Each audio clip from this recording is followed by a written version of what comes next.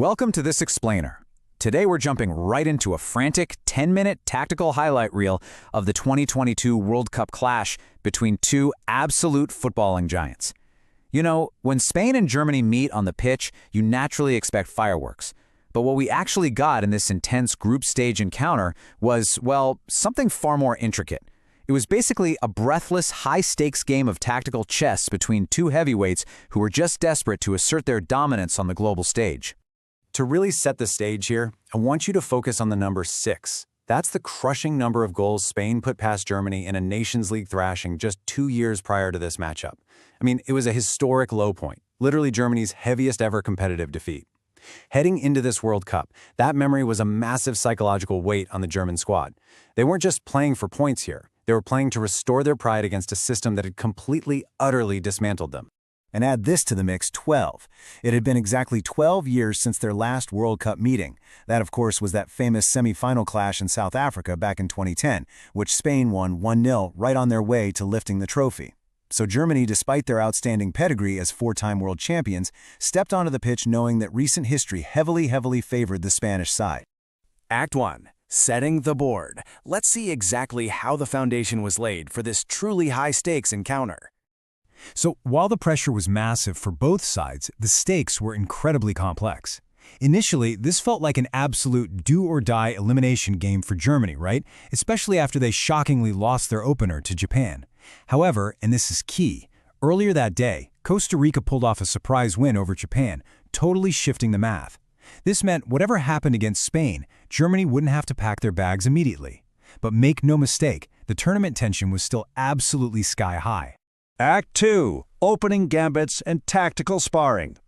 Both sides quickly began fiercely probing for weaknesses.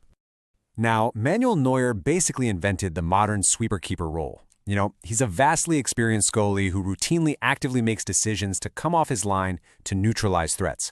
But against Spain's relentless pressing, well, even he showed early signs of nerves. He made a highly questionable, really risky decision to rush out under pressure early on.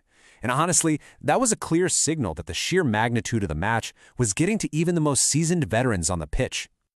The first half was just a string of breathless, back-and-forth near misses. Right out of the gate, Spain showed their intent with a fantastic interchange between Gavi and Pedri that almost saw Dani Olmo score. But then, the momentum violently swung.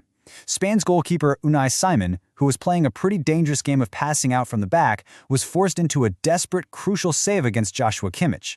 The tactical risks from both sides were just immense here.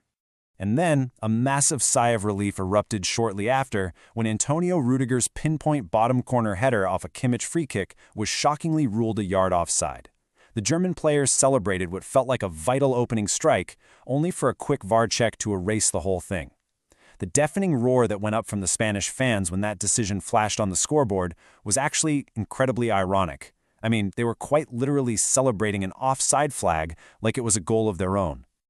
Act 3. The checkmates, or the substitute strike.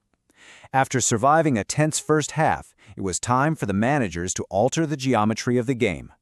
So, how do you break the deadlock in a match like this? Well, Spain struck first through a masterful multi-step tactical sequence. First, they switched play, expertly creating a numerical overload out wide.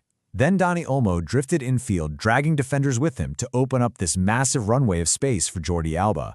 Alba then slid a perfectly weighted low cross into the box, allowing substitute Alvaro Morata to dart ahead of his marker and cleverly flick a pass past Neuer.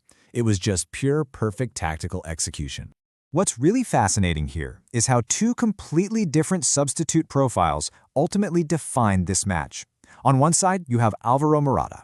He's a seasoned veteran brought on specifically to provide that crucial, experienced number 9 presence in the box for Spain. On the flip side, Germany's manager rolled the dice with Niclas Füllkrug. He's a true, old-school throwback center forward who is making only his 3rd ever international appearance. Two completely different paths, but both tasked with one absolutely crucial job: finding the back of the net. And boy, did Füllkrug deliver. After Jamal Musiala's phenomenal footwork set him up, the Werder Bremen striker slammed home a desperate, thumping equaliser exactly when Germany needed a lifeline. The build-up was electric. Musiala, who is easily Germany's most dangerous attacking threat, controlled the ball in the penalty area. As it spilled slightly, Füllkrug didn't even hesitate. He stepped up and absolutely hammered it past Unai Simon before the keeper could even react. It was just raw power, breathing life right back into the German campaign. Act 4, the final whistle. Let's look at those frantic closing moments as the clock ticked down.